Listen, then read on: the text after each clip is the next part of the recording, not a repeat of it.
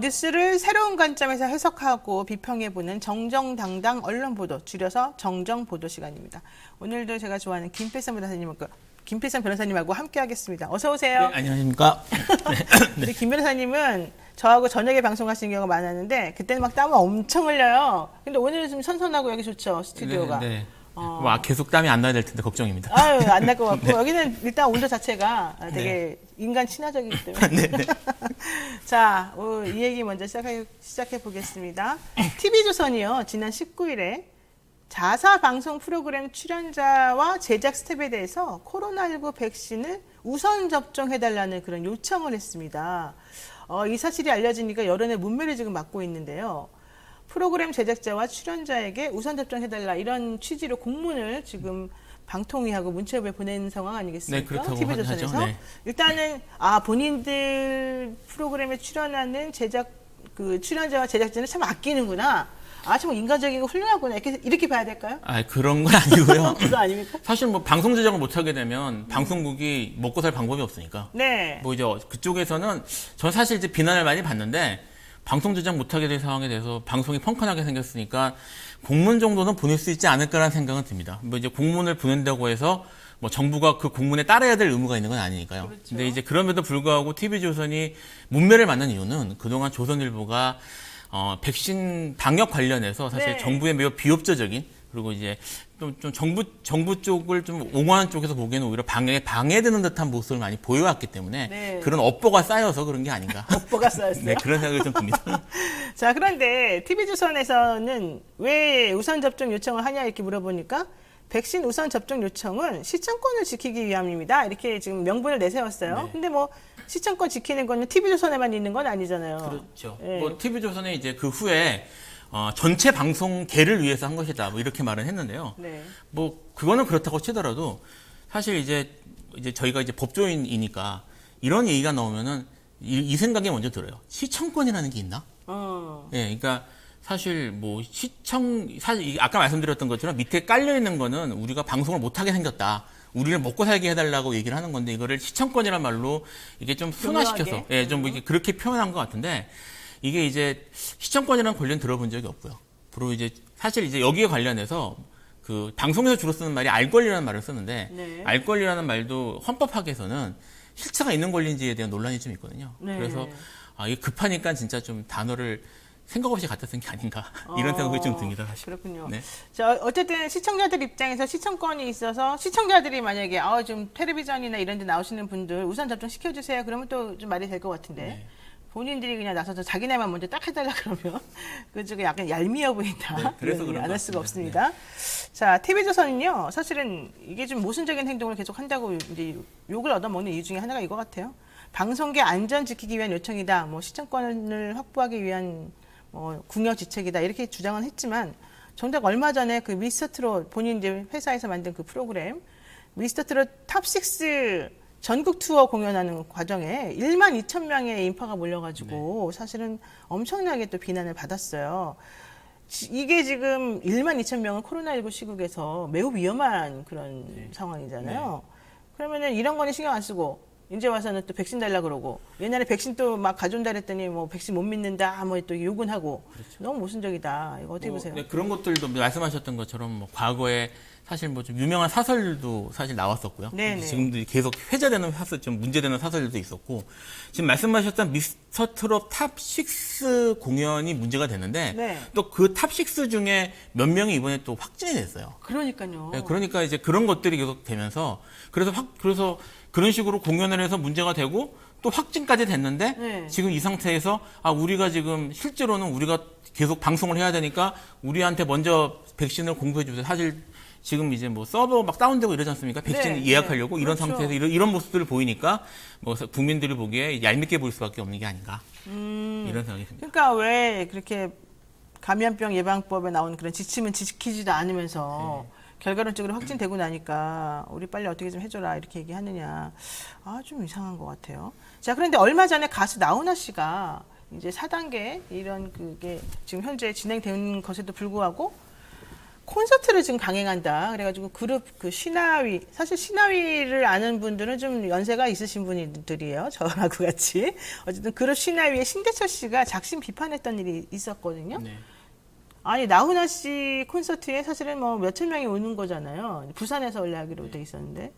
자, 이거 어떻게 봐야 될까요, 나훈아 씨? 일단 법적으로는 이제 법 이야기를 먼저 하면요. 네. 이게 이제 당시에 지금 뭐 대구에서 먼저 했던 거예요. 이제 첫 공연할 무렵에도부터 문제가 됐었는데 네. 그 당시에는 방역 수칙을 딱 위반했다고 말하기 좀 어려웠습니다. 그때는 그 또 그래 당시에. 그래서 이제 막을 수 있냐 없냐 문제가 됐었는데 네네. 이제 21일 날 이제 부산 공연 되기 직전에 부산 공연 넘어가는 상황에서 21일 날 이제 그 방역 이쪽 회의에서 공식적으로 공연을 위해서 만들어진 시설이 아닌 경우에는 공연하지 못하도록 하는 그렇죠. 방역 수칙이 이제 확정이 됐고요. 근데 이제 지금 백스코에서 이제 부산 백스코에서 한다고 네네. 했는데 네. 부산 백스코는 전시 시설이거든요. 공연 전용 시설이 아니라서 이제 거기서 공연할 수 없는 상황이 된 거죠. 이렇게 되니까 이제 방역 당국이 공식적으로 할 수 없도록 취소할 수 있는 상황이 된 거고, 그래서 나훈아 씨가 어쩔 수 없이 공연을 취소하게 된 건데 적절하지 않죠, 사실. 이게 뭐 지금 말씀드린 것처럼 방역 수칙에 정확하게 넘어가지 않는다는 이유로 나훈아 씨 같은 경우에는 이제 사실 뭐 가왕 이렇게 불리는 이 업계의, 그러니까 그 연예 업계의 사실 존경 많은 어르신인데 네네. 이런 모습을 보이는 것도 좀 문제고요. 이 신대철 씨가 사실 이제 저도 이렇게 읽어봤는데 작심하고 비판을 했어요. 이제 사실 최근에 이제 나훈아 씨의 노래 중에 테스형이라는 노래가 유명했잖아요. 근데 이 테스형이 사실은 표절 논란이 좀 있었습니다.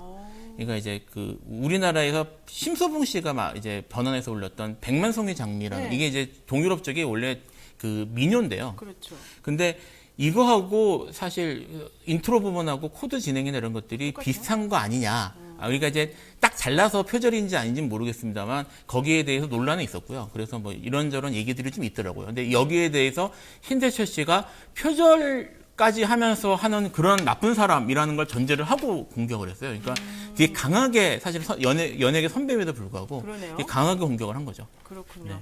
자, 우리 또 댓글 한번 볼까요? 지금 보니까는 김변님 반갑습니다. 성정윤님께서 이렇게 또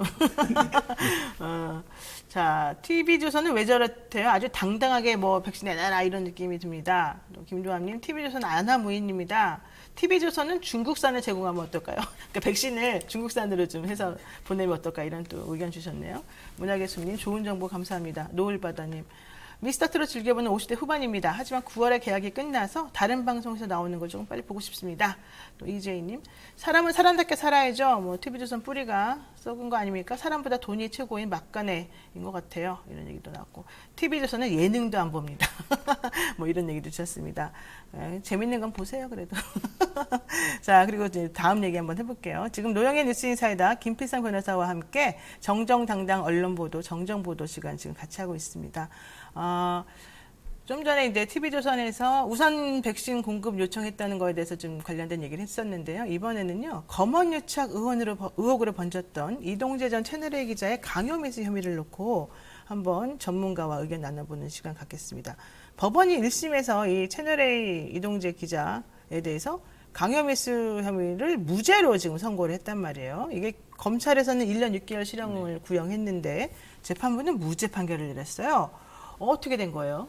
일단 재판부는 완전히 법리적인 부분만 판단했다고 보시면 됩니다. 강요죄라고 하는 게요, 기본적으로는 폭행 또는 협박을 수단으로 해서 네. 어떤 사람에게 할 필요 없는, 의무 없는 일을 강제로 하게 한다거나, 그렇죠. 또는 어떤 사람이 할 수 있는 권리가 있음에도 불구하고 그걸 못하게 막는 행위가 강요거든요. 근데 이 케이스 같은 경우에는 그렇게 말할 이유가 없음에도 불구하고 유시민 관계된 뭐 이런 것들에 대해서 좀 얘기를 하려고 강요한 케이스인데, 네. 이게 사용한 수단이 협박이었단 말이에요. 네. 근데 이 협박이라고 하는 게 법적으로는 어떻게 정의가 되냐면 해악의 고지.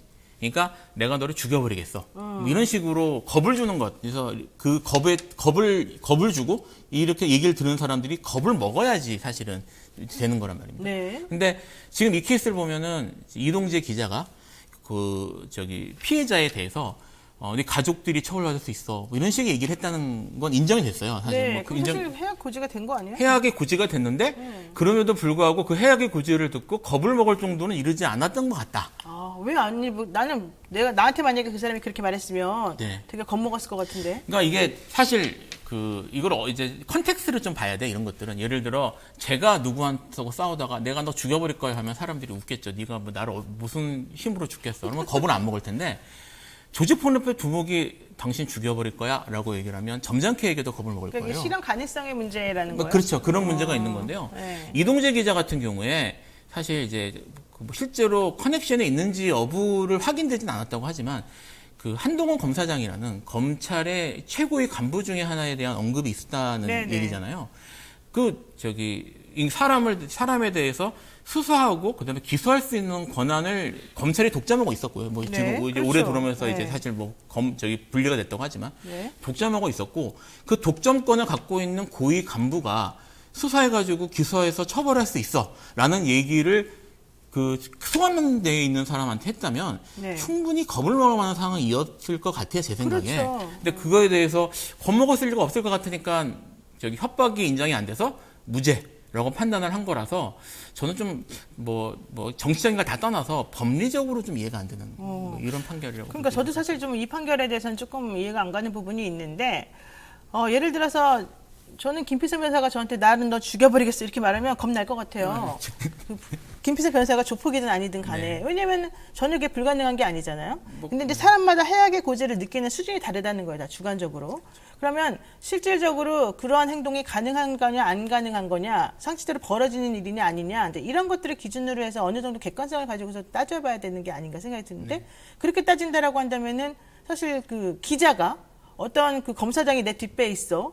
근데 그 사람이 지금 너 이러이러한 죄로 지금 수감돼 있지만 그 이외 여러 가지 죄에 대한 증거를 가지고 있어서 네가 협조하지 않으면 그 식구들까지 전부 다 같이 엮을 수 있다고 하네.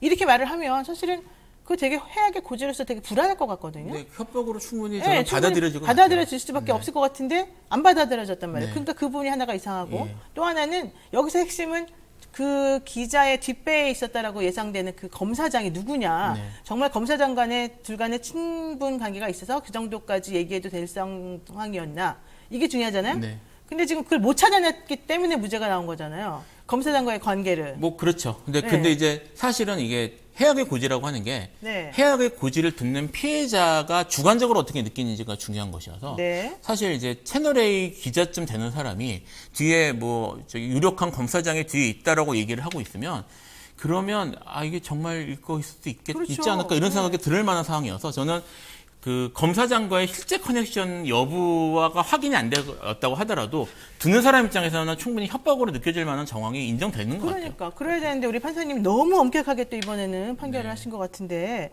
이게 그 다음에 이제 무슨 보도가 나왔냐면 그 이동재 전 채널A 기자와 한동훈 검사장 사이에 검언 유착 의혹 수사를 담당했던 사람이 이정현 검사장이에요. 네. 이분이 법정에 나와가지고 이 사건 수사라는 과정에서 윤석열 전 총장의 방해가 있었다. 그래서 이 전 기자 휴대전화, 노트북 압수할 골든타임을 놓쳤고 또 뭐 지금 독재 폭행으로 논란이 되고 있는 정진웅 차장검사의 그런 한동훈 검사의 핸드폰을 압수하는 그 과정도 문제가 생겼다. 결과적으로는 이 기자와 한 검사장 사이에 연결 관계를 차단할 수 있는 증거 확보할 수 있는 방법이나 이런 것들을 모두 다 놓치게 되었는데 그 놓치게 된 원인이 바로 윤석열 전 총장 때문이다. 왜? 윤석열 전 총장이 이 사건을 인권부에 보내고 보내고 자꾸 시간을 끌었기 때문에 이렇게 지금 증언했단 말이에요. 네. 이거는 뭐 어떻게 된 거야? 무슨 말이야? 지금 사실은 정황상 충분히 그럴 수 있었을 만한 일이긴 한데 네. 중요한 건 이제 이 사건이 강요 미숙 사건이고요. 지금 말씀드렸던 것처럼 윤석열 당시 총장이 이런 인권부로 재배당을 한다거나 이런 식으로 수사를 방해한 사건이 이 강요 미수하고 직접적 관련이 있는 사건은 아니어서 지금 말씀드렸던 것처럼 어떻게 보면은 법원은 기소된 내용에 대해서 법리적 판단을 하는 곳이니까 그것만 했다고 볼 수 있는 것이지만 여기에 대해서는 사실 고려하지 않고 딱 그 부분만 판단한 겁니다. 그래서 이제 여기에 대해서 이런 의혹들은 한단 말이에요. 검언 유착이 부정됐다. 오히려 권한 유착을 얘기할 수 있는 상황이 아니냐고 주장하는 사람들도 있는데 그렇게 볼 수도 없는 게 이 판결문은 딱 거기에 대해서만 판결을 했습니다. 그렇군요. 왜 그렇게 좋게 봤을까요? 또 다른 것과 다르게. 그러니까 이제 일단은 그 쓸데없는 여사기제 좀 쓸데없는 그런 판단을 한 경우도 많이 있는데 부담스러웠던 것 같아요. 판결 법원 입장에서. 그럴 수 있죠. 어쨌든 이정현 검사장은 이렇게 얘기하죠. 윤 전 총장이 감찰 중단을 지시해서 수사의 골든타임을 놓쳤고 수사권 없는 인권부 조사가 이루어지는 사이에 이 전 기자가 휴대전화를 없애고 노트북을 초기화하는 등 핵심 증거를 없애버렸고 결과적으로는 수사기록 사본까지 전부 다 지금 보내라고 해가지고 네. 윤석열 전 총장이 마치 관여 안 하는 것처럼 했지만 또 사실은 사실상 관여를 하고 있었다. 이런 얘기 지금 하고 있습니다. 자, 결과적으로는 윤 전 총장이 총장으로서 있는 기간 동안에 이런 식으로 지금 행동한 것이 부적절했다는 취지인 것 같은데 여기에 대해서 이제 한동훈 검사장이 지금 사법연수원의 부원장으로 있습니다만은 그냥 건건이 관련돼서 멘트를 내고 있어요. 네. 검사가 이 건 관련해서. 물론 본인이 이제 연루되어 있었으니까 억울하다는 건 이해하겠지만 이런 행동은 또 어떻게 보세요? 솔직히 이건 뭐 언론에 이렇게 분석하는 건 못 봤는데 개인적으로는 이분들 정치하시려나? 그러니까 이런 생각이 좀 들어요. 그래서 또 이게 이렇게 한 마디씩 하면은 이걸 다 받아가지고 언론이 또 크게 해주거든요. 대서특필해주더라고요. 예, 해줘서 이게 언론 쪽에서 역시 한동훈 검사장하고 역시 좀 가까운 게 아닌가. 뭐 이분은 이걸 계속해서 결국은 뭐 이제 모르겠습니다. 이제 다음에 정권이 교체되면 이게 이제 뭐 지금 야당 쪽으로 넘어가면은 뭐 본인이 더 승진해서 총장을 바라볼 수 있다고 생각하는지 모르겠는데 네네. 어쨌든 현 상황에서는 이분이 이렇게 가다가 그 총장까지는 못 가고 옷을 벗게 될 가능성이 꽤 높아 보이는데 본인도 거기에 대한 의식을 하고 옷 벗고 나가면 내가 정치해야지라는 생각을 하는 게 아닌가. 솔직히 좀 그런 생각은 듭니다. 그러니까 이게 그 검찰 출입 기자들하고 이 검사들 간에 또 끈끈한 관계가 있어요. 사실은 그런 것들 때문에 이제 서로 친하게 지내는 검사와 기자들이 좀 다 이렇게 연결되어 있는 것처럼 지금 이제 보이기도 하고 그래서 좀 깨끗하고 클리어한 사건은 아닌 것 같아요. 근데 그런 상황에서 건건이 자꾸 이제 얘기를 꺼내는 게 공무원으로서 좀 타당하지 않아 보인다 이런 얘기 같습니다. 자, 검찰이 항소를 하겠습니까? 또 뭐 그런다고 바뀔까? 또 만약에 이동재 전 기자가 유죄가 됐으면 채널 A가 사실은 재승인 문제에서는 좀 위험했을 텐데 이번에 아주 기사회생했다 또 이런 얘기도 나오는데 어떻습니까? 사실 조금 그 부분 좀 봐야 될 것 같아요. 이제 언론 보도로는 기사회생했다고 단정적으로 얘기를 하던데요. 정확하게 말씀을 드리면 이게 취재윤리 위반이 작년 6월에 취재윤리 위반 사건이 방송의 공적 책임 공정성에 중대한 문제가 있었던 걸 확인될 경우 이제 재승인 취소할 수 있다 이렇게 얘기를 한 거거든요. 근데 지금 이 판단에서 물론 강요 미수가 인정이 안 된 건 사실이지만 그 심각한 취재윤리 위반이 있었다는 것에 대해서는 또 강하게 얘기를 했어요. 그렇죠. 그래서 거기에 대해서는 또 법원이 인정한 경우라서 네. 지금 뭐 이동재 기자가 이 부분에 대해서 무죄 판단을 받았다고 해서 이게 이제 재승인에 대해서는 이제 걱정할 거 없어졌어라고 말하기는 좀 어려울 수도 있고요. 그리고 이게 말씀드렸던 법리적으로 미심쩍은 부분들이 좀 있기 때문에 2심에 가서 또 어떻게 될지 모릅니다. 그래서 뭐 여기에 대해서는 채널A가 이제 거기에 대해서 걱정할 거 없어라고 말하기는 좀 이른 게 아닌가 이런 생각이 그러니까 강요 미수는 무죄일지언정 네. 사실은 취재윤리 위반은 인정이 취재윤리 위반은 분명하니까 네. 그 부분에 대해서 채널 A가 안심할 수 있는 상황은 아닌 것 같다. 좋습니다. 자, 이제 마지막으로 짧게 이 얘기 한번 다루겠습니다. 사실은 그 1부에서 뭐 2부라고 해야 되겠죠. 사실은 순서적으로는 우리 신장식 변호사님이 나오셔가지고 김경주 지사 판결에 대해서 얘기를 하고 가셨는데 이 부분에 대한 김필선 변호사님 의견도 조금 들어보도록 하겠습니다.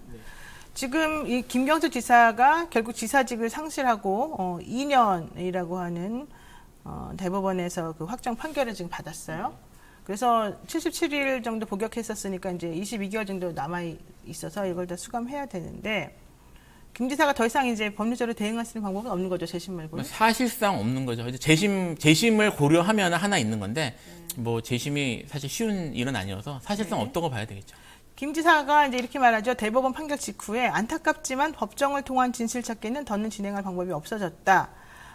판결에 따라서 제가 감내해야 될 부분은 완전히 감내하겠다. 뭐 이렇게 얘기를 하고 있는데 이건 무슨 뜻이에요? 내가 감내해야 될 부분은 감내한다 이런 거? 이제 우리나라 사법 시스템을 따라야 되니까 결정을 뭐 법원이 들어가서 이제 판결 났으니까 들어가서 복역하고 나오겠다는 뜻이겠죠. 그거는 뭐 이게 여기에 대해서 무슨 뭐 김경수 지사가 나는 억울하다 이렇게 강변을 해봤자 더 이상 이제 뭐 거기에 대해서 법적인 그런 걸 할 수는 없는 상황이니까 오히려 깔끔하게 그냥 들어가서 일단 뭐 순응하는 모습을 보이는 것이 정치적으로 더 낫다고 생각할 수 있는 걸 수도 있고요. 그 무의미하니까요, 사실. 근데 사실 이 사건 보면 한명숙 전 총리 사건이 저는 생각이 좀 나는데 네. 한명숙 전 총리도 그 당시에 이제 참 잘 나가는 정치인 중에 한 명이었는데 네.